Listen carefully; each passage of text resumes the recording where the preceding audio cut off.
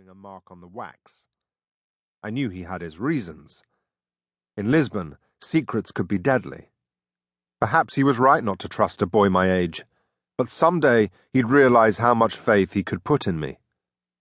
Until then, I'd take matters into my own hands. I never said a word of what I knew, though I ached to tell this secret to Gabriella.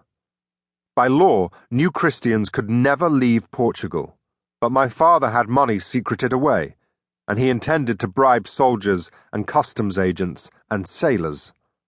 He had friends among the colony of English merchants, that confederation of traders called the Factory. I had read the letters written in code that my father had sent to his friend the Englishman, Charles Setwell. Our family and Gabriella and her father were going to leave. The five of us would flee to England or the Netherlands or France or another country beyond the Inquisition's reach. Perhaps it wouldn't be this month or even this season, but plans were in motion, and they couldn't be stopped. My father would soon have the money he required, and in Lisbon, the power of money dwarfed the power of the law, the crown, and sometimes, if luck was with you, even the Inquisition. No, I couldn't tell Gabriella about any of this, but I could show her what she meant to me. For now, that would have to be enough. I emerged from a series of dark and winding alleys and onto my own street, wider and brighter, with attached houses covered with glittering tiles. All through the city, bells rang, as they always did, loud and clear and bright. They were the sound of home. I ran past a trio of new Christian traders, friends of my father, clustered in serious conversation, and if they paused to look up at me as I sped past, I thought nothing of it. I offered the men a wave and moved on. I ran past a cluster of dark-robed Jesuits, and if their eyes fell upon me, I hardly cared. I even ran past the very worst of that species, the Jesuit, Pedro Ageniero, an inquisitor who was said to hate Englishmen even more than new Christians. The man was a dandy, a womanizer, a mockery of a priest, and there was no one more feared among the city's merchants. Even so, I waved at him as well. I was merely running, and even the Inquisition wouldn't make a crime out of that. The hill grew steeper yet, and I began to run short of breath, but it hardly mattered.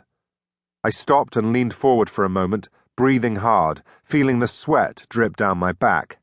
My shirt under my waistcoat clung to my body. It was May, and already as hot as summer. I knew it to be cooler wherever my father chose to take us. That'd be a nice change. I found her where she said she would be, only a few streets over from our houses, outside the church of Saint Roch.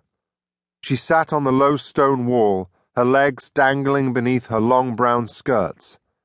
She wore a bonnet that covered most of her inky hair, but the sight of a few wayward strands escaping their bondage excited me in ways I didn't yet entirely understand.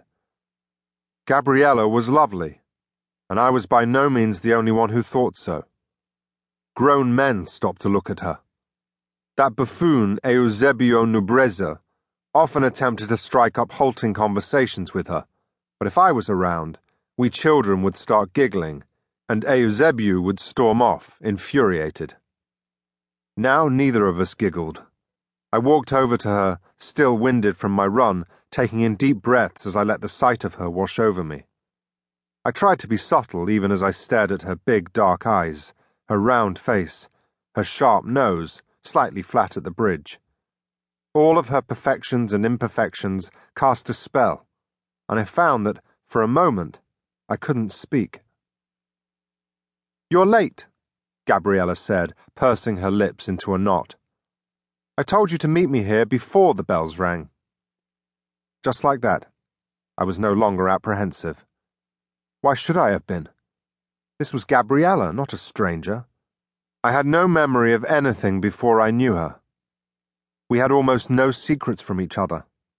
She knew the whole of who I was, and knowing that, she'd chosen to kiss me that very morning.